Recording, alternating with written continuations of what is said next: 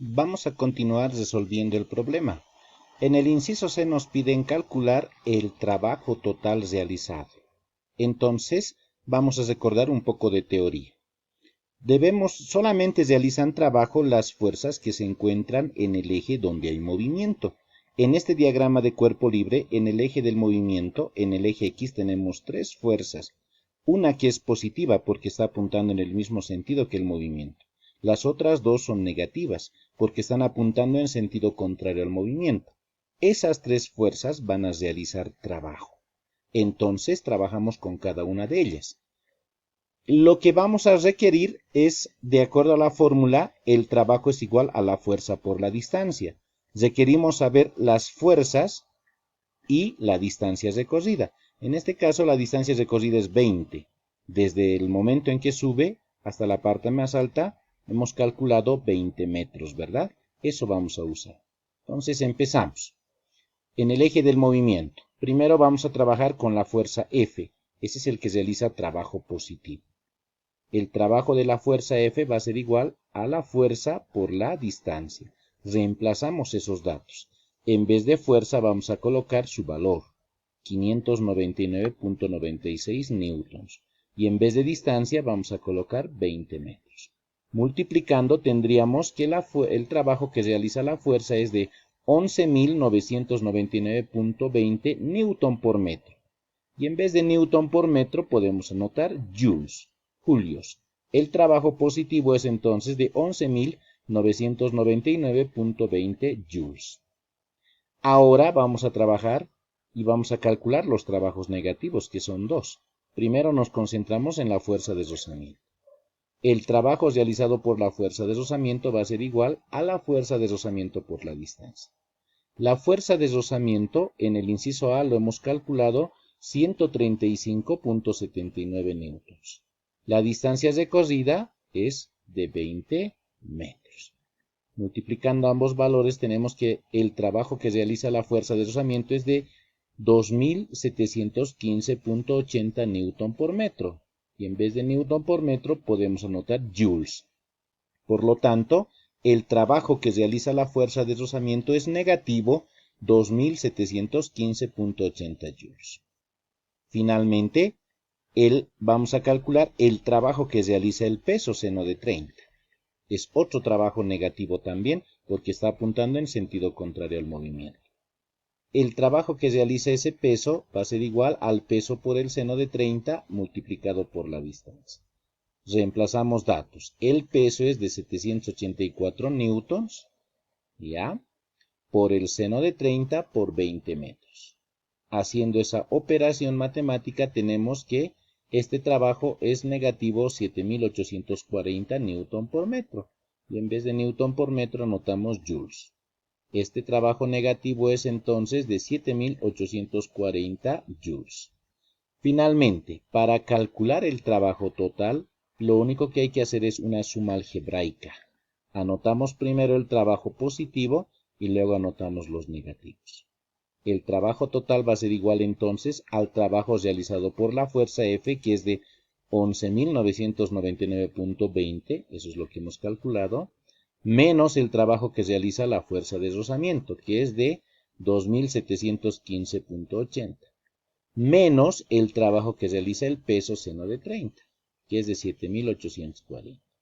Haciendo esta operación matemática, el trabajo total es de 1.443.40 joules. Vamos a trabajar ahora el inciso D. En el inciso D nos pide calcular la energía cinética final. ¿Ya? Para energía cinética vamos a utilizar esta ecuación. La ecuación dice que la energía cinética es igual a la masa por la velocidad al cuadrado sobre 2. Solo que como nos piden energía cinética final, vamos a necesitar la velocidad final. La velocidad inicial es 0, pero cuando llega acá arriba con una aceleración va a haber una velocidad final que no va a ser 0. Necesitamos calcular esa velocidad final. Y esa velocidad final lo vamos a calcular a través de las ecuaciones de MRV. En MRV tenemos una ecuación que dice que la velocidad final es igual a la velocidad inicial más aceleración por tiempo. Como la velocidad inicial es 0, lo podemos anular de nuestra fórmula. Solamente va a quedar velocidad final igual a aceleración por tiempo. Nuestra aceleración, que hemos calculado en el inciso A, 0,90 metros por segundo al cuadrado, lo multiplicamos por el tiempo, que lo hemos calculado en el inciso B, 6.67 segundos. La velocidad final me sale entonces 6 metros por segundo. Este cuadrado de la aceleración se pierde con este segundo. ¿Ya? Teniendo la velocidad final, podemos calcular entonces la energía cinética final. Reemplazamos datos. En vez de masa, no se olviden, 80 kilogramos. Eso es lo que hemos calculado, ¿no? En vez de velocidad final, vamos a poner 6 metros por segundo. La ecuación dice elevado al cuadrado. Elevamos al cuadrado. Y todo eso dividido entre 2. Acá 6 por 6 sería 36. 36 por 80 dividido entre 2 es 1140 kilogramos por metro cuadrado segundo cuadrado. Y en vez de toda esta unidad podemos anotar joules. La energía cinética final entonces es de 1140 joules. En el inciso E nos piden calcular la energía potencial final. De acuerdo a la ecuación, la energía potencial es igual a la masa por la gravedad por la altura. Entonces, reemplazamos los datos. La masa en nuestro problema es 80 kilogramos.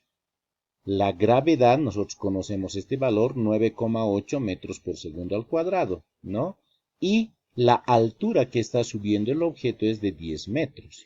Por lo tanto, la altura es 10, ¿verdad? Multiplicando 80 por 9.8 por 10 sale 7.840 kilogramos por metro cuadrado segundo cuadrado. Y en vez de todo esto podemos anotar joules. La energía potencial entonces es 7.840 joules. Para terminar, nos piden en el inciso F calcular la potencia, ¿no? de este problema.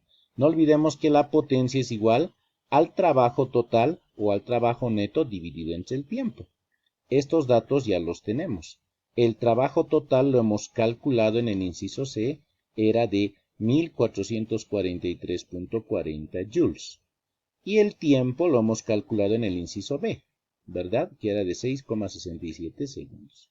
Dividiendo 1443.40 entre 6.67, el resultado es 216.40 joules sobre segundo. Y en vez de joules sobre segundo podemos anotar watts. La potencia entonces es de 216.40 watts. Ahora, yo te invito a que tú puedas resolver tu práctica. Tienes otros ejercicios.